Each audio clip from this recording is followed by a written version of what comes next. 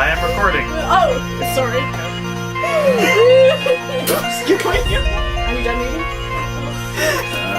Long enough to blind someone. Did you want to?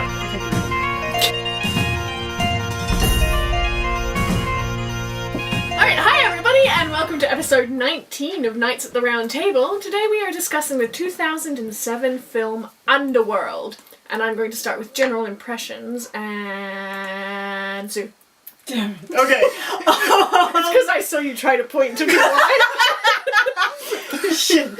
Okay, I've obviously watched this a number of times. I am definitely a vampire buff and have seen a lot of different movies and read a lot of different books and have 2 encyclopedias on vampires. That said, So you like vampires, is what you're saying? Yes, yeah, yes, okay. I do. I do enjoy this movie, although there are some things that bug me somewhat. They just, you know, and one gaping thing, which I'll get to later, but Please tell me it's Craven. He's Hunter. Not he's even. 50-50. Yeah, no, it actually doesn't have to do with Craven. Oh, there you go. Yeah.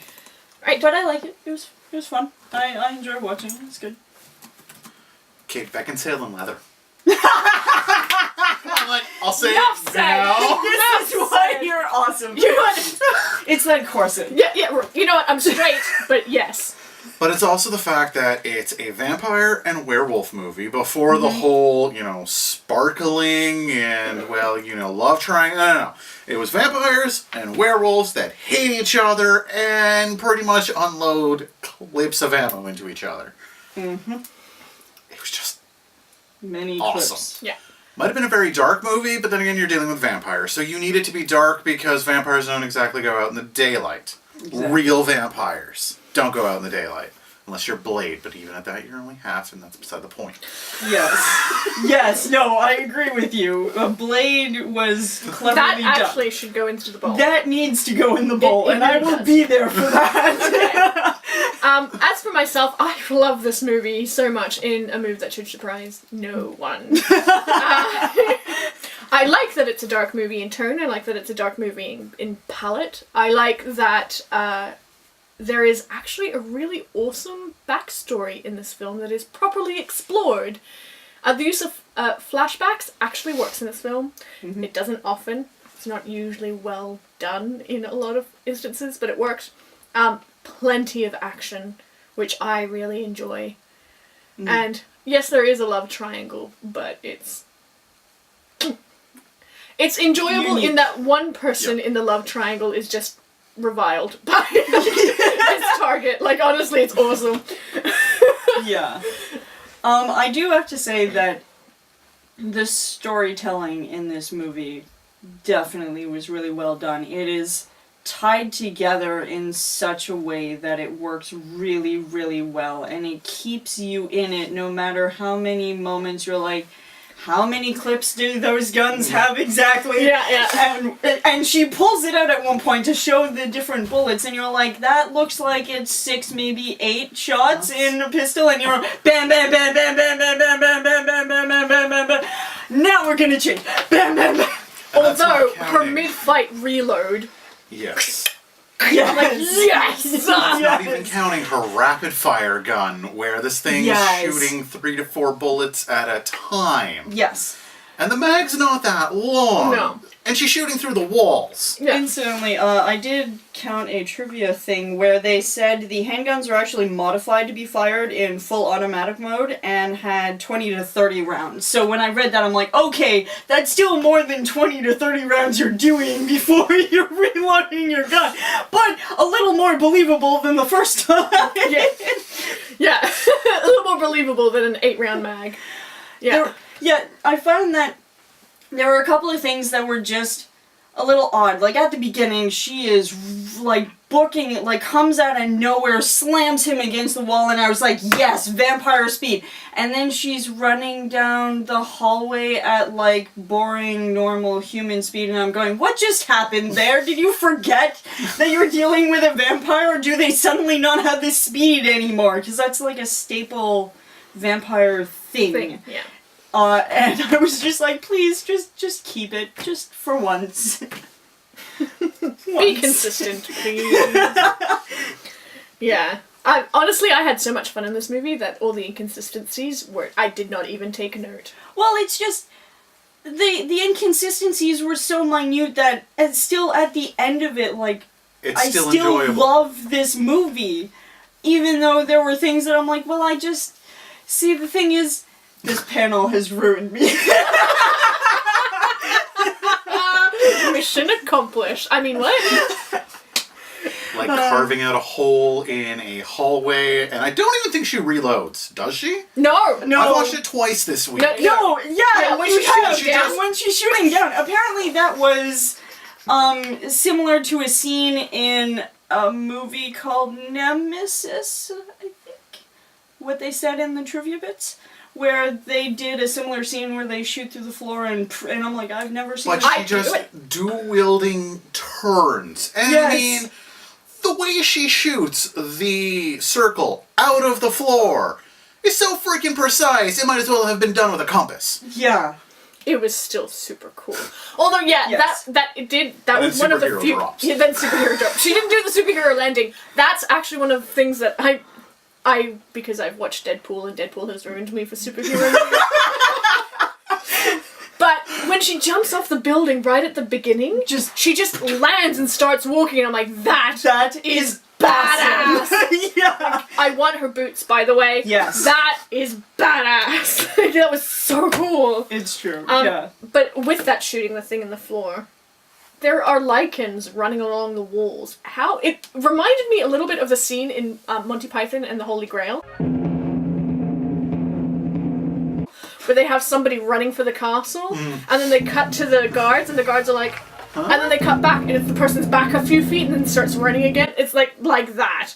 Like they just. That's what it reminded me of, because it took forever for the werewolves to get to her. I saw that scene as a bit of, in a little way, an homage to the Aliens movies, where the aliens could run on the walls and the ceiling, and they're coming at you, and you're generally like, oh shit, you might really want to make that hole in the floor. Yeah, no, see, that I don't mind that they were on the walls or anything, it's just that they were running on the walls at incredible speed, and it took her for freaking ever to blast a hole into and it just reminded, like, if they had cut back, would the werewolves be back along the wall another few feet and then come running up again, and then at the same instant cut back another few feet? Consistency is the key here. Yeah, it did pull me out of the story a little bit, but only because it made me giggle, because it immediately made me think of Monty Python and the Holy Grail. Like, do you reckon I could get the rights to cut that scene into what I'm talking, so you guys know what I'm talking about? I don't know. Oh, is that fair use? Could I use that? That's fair use? That should be fair use. Yeah. Thank you for the peanut gallery. If it's under 20 seconds, you're fine. If it's under 20 seconds, excellent! So, from the peanut gallery, I might cut that in. Or I might get really lazy and just not. So, Or like a screenshot. Or just link it. or just link it. Like just a couple. This is the scene! GIF it into the comments. Yeah, really. Yes! That needs to Reenact happen. it right now. No! Okay. Acting-wise, I thought everybody was great, except for the guy who played Craven. Yeah. Yeah, so Craven... Oh, no, wait. Michael, I thought, was a little under. Yeah. Oh, yeah, Everyone seemed to be on a level. Craven, you hated. Michael was just like, dude, grow some personality. He was a bit Yeah. Kristen Stewart-ish in Twilight. God damn it. Well, I suppose I'd rather you compare to her than to Keanu Reeves. Anyways. No, I like Keanu Reeves. So- I know. I think That's he's why. fine. What, anyways, separate discussion entirely. Okay, two separate things. I felt with Craven, he was a jerk. He was an asshole. Yeah, his Yes. character was an asshole, but I don't think he was acted all that well. Well, he was. He was a privileged twat. Yeah, exactly. I mean, I kind You of. couldn't tell by all the rings I he kind had of wore. liked his character because how he was trying to set things up through the story. Just his facial expressions sometimes and how he did things, you were like, you need some work Yeah. before you come back to this role. I think. Just a little bit of work. And Michael has a totally separate set of issues.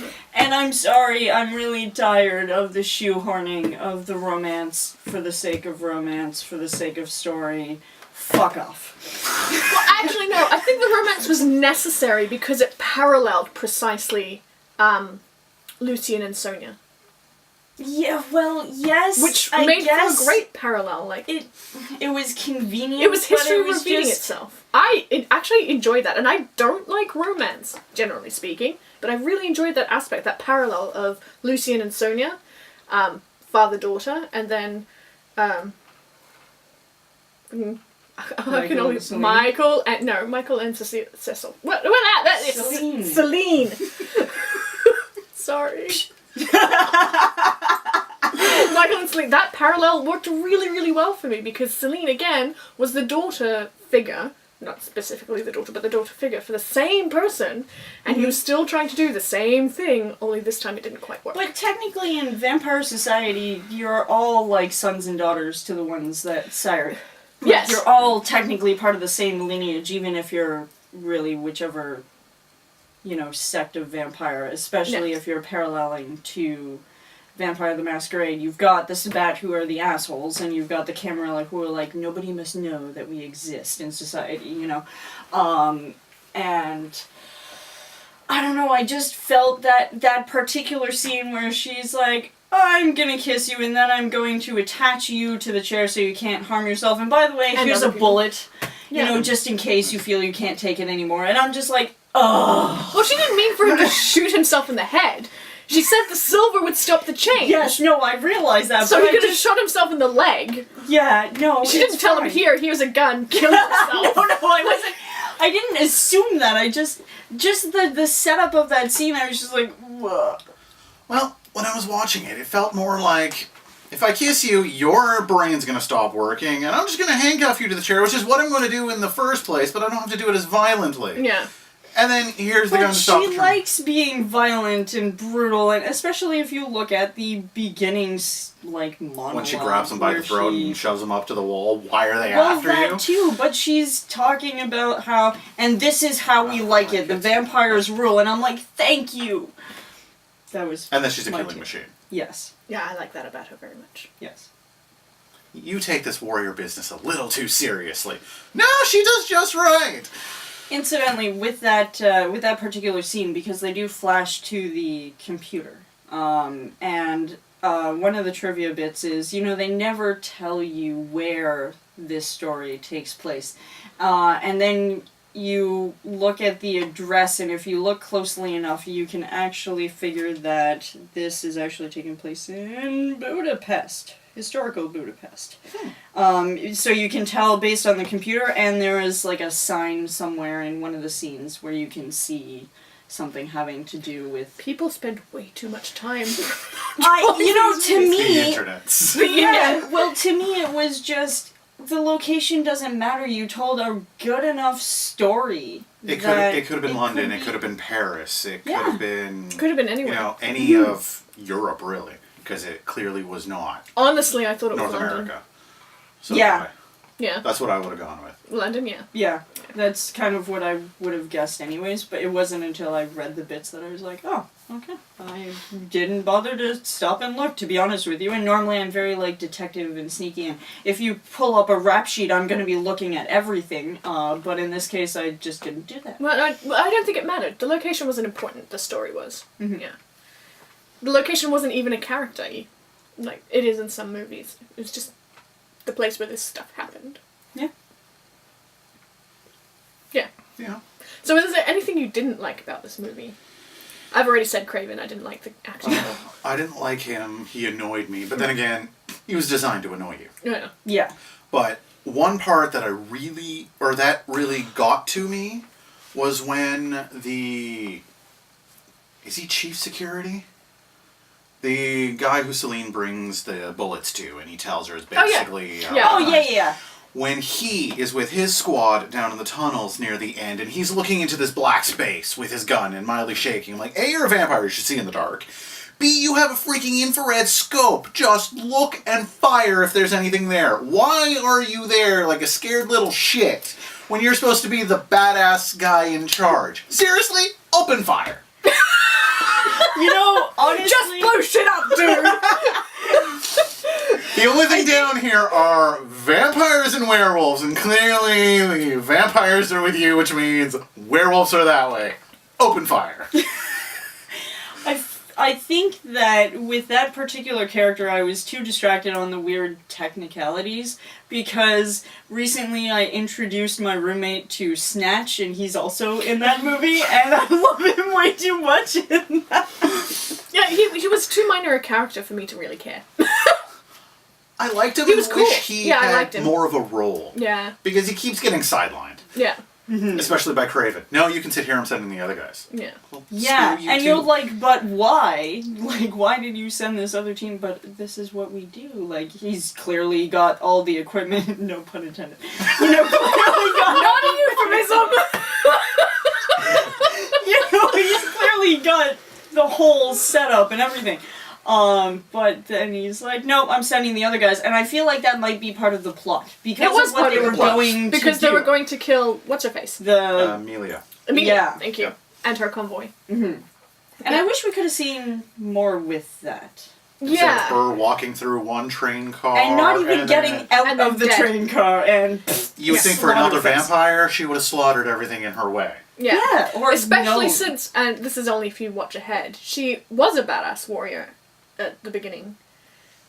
This is in the next movie where they reveal or the movie after. Is it 2? No, it would be 3. It was 3, You yeah. know- For the Okay, prequel. Underworld 3. Yeah, the prequel. Which was impressive that they actually had the werewolves have the same type of lifespans as the vampires. That, they just now live. Yeah. They're Yeah. not Yeah. human length, they're slightly longer human length. Some of these guys have been around as long as the others. Yeah. One of the things that did bother me, and this is purely a props thing, so boo on you props, is when she breaks into the library and reads the tome, and then they have the piece of Lucian's skin with the brand. Yeah. When she pulls it off, it's still stretchy. Who has been moisturizing that piece of skin for several thousand years? It should be dry as paper. Like, and she just Doctor pulls it Who. off. Doctor Who! Moisturize me! But it should be dry. It should be like parchment. She pulls it off and it snaps, and I'm like, no. So, one thing that I'm still not sure if it bothers me or not is that, yes, it's modern day. Yes, they've all gone, full auto. But they finally take out swords at the very end, and you get, one freaking sword stroke. But it was a really brilliant freaking sword stroke, wasn't it? Yes. Yes. But then you kind of think about it, and you're like, if they all have swords, where have they been the whole freaking movie? Why would you use swords when you have guns? It's also very hard to be packing when you're wearing swords and you're walking into a True. subway and you've got this Or you're jumping off But buildings. they clearly didn't care, because they open up full out in the subway. And the Yeah, but swords could have the been way separate. they played it in the subway, it was a gang war. It was Crips versus Bloods, That's Yeah. true. which was very clever. It was. Well done.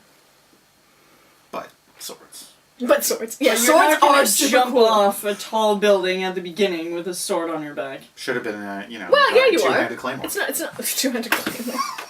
Or Could you imagine like a Scottish vampire?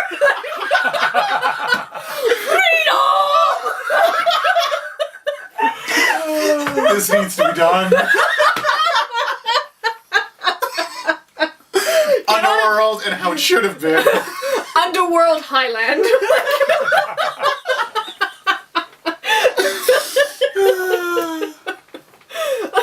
Yeah. We've lost Sue. Do you have any points that you want to bring up? I was just gonna do trivia bits. Yeah, go for it. Okay. Because there's, other than some minor, just weird things like the speed difference, and, Craven and Michael's acting. Although, on the topic of acting, Michael Sheen continues to impress me. every He's time. brilliant. He really He is. really is, and like, I'm trying to think of what is that movie? Two divorce lawyers, Pierce Brosnan and damn, I forgot her name right now. Anyways, but Michael Sheen is playing effectively like a rock and roll star who wants to divorce his wife, who's big into the fashion-y. Yeah. God, anyways, he plays that rock and roll character really, really well. He does play as a Volturi in the Twilight series, and he does that fucking well. Yeah, he does. He What a shame really- it's the Twilight series. Okay, that is going to be a whole separate thing on its own. And then with this, I'm like, I kind of like that in one series he plays the vampires, and in this series he plays the werewolf, and so you kind of get to see like the different sides of his acting ability. But the other characters, not so great on there, like Michael and Craven. Not I so love great that his on name the- is Craven, by the way. I know. Yeah. Perfect name for a character, honestly. Which For such a Craven character. Which would have been the plot twist if he was really, a super badass. And not the one trying to pull off the coup, which you could see coming just from his name. Yeah. But apart from those, I didn't really have a huge issue with the movie in any particular point because it was just that enjoyable and the plot was so well done. And it so I progresses didn't neatly. have... Yeah, it does. Yeah. The other two movies afterwards I was less thrilled about. Yeah, they'll probably go in the bowl after this, but... Yeah. Less thrilled on 2, those. 3 I liked because it finally showed everything from that one decent flashback. And the reason I say decent is you get clips. So little clips and pieces. And then finally you have the whole flashback. picture. Yeah, you have it all together. And the third movie is essentially that flashback with all of its background. Yeah. The thing I didn't like about the third movie, we'll discuss it when we get to the third movie again, no doubt, but in Is the... this not the same actress that plays the daughter? Sonya is blonde in this movie, and then in the third movie, she's very, very much dark. She almost looks like Kate Beckinsale. Oh my god!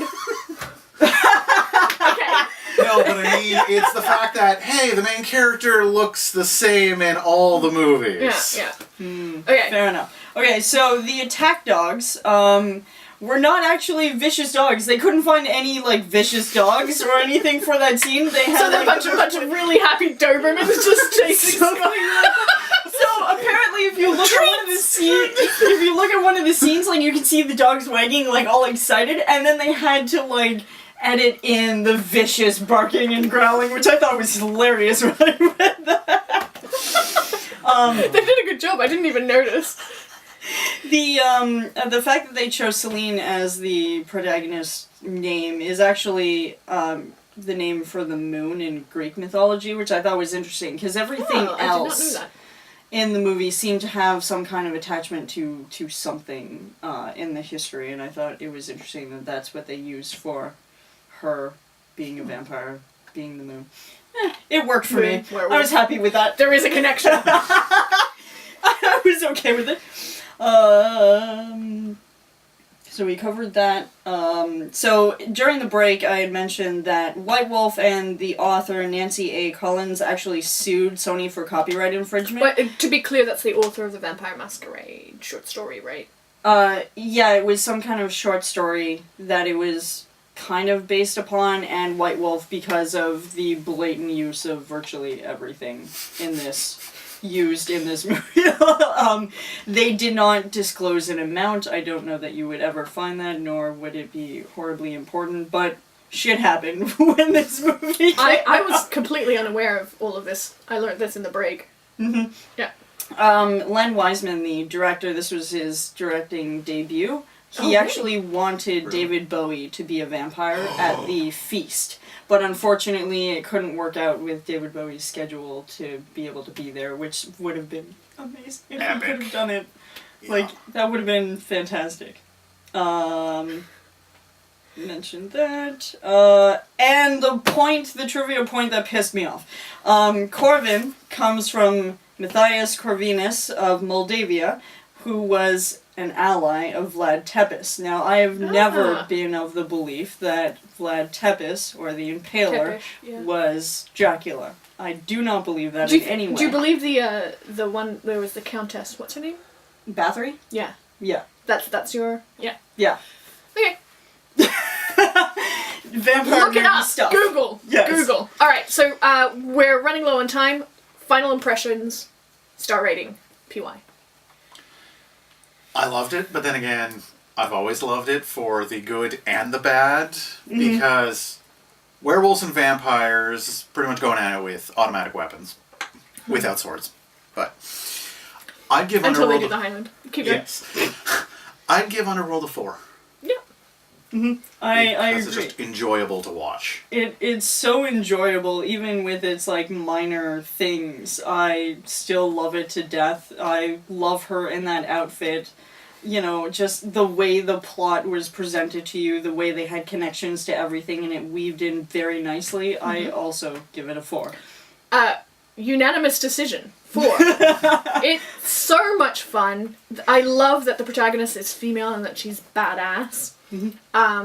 I even love the triangle, but that's really because Celine face palms this guy. Straight in the nose. Wow. Bam! That was such an awesome I have part. plans for... Yeah, screw you. There is no us. Alright, so yeah, 4 across the board. PY, pick the next film. It better be good. He's like, shit! If I didn't, it's his You're fault. running. It's perfect. Okay, it's the cameraman's fault. We have Camera 3. The Last Unicorn, 1982. Apparently I did well. I love The Last Unicorn. It was our New Year's watch every year when I was growing up in Australia. So, The Last Unicorn, 1982. That's what we'll be reviewing in 2 weeks. If you have any comments, leave them down below. Don't forget to like and subscribe. Thanks, bye!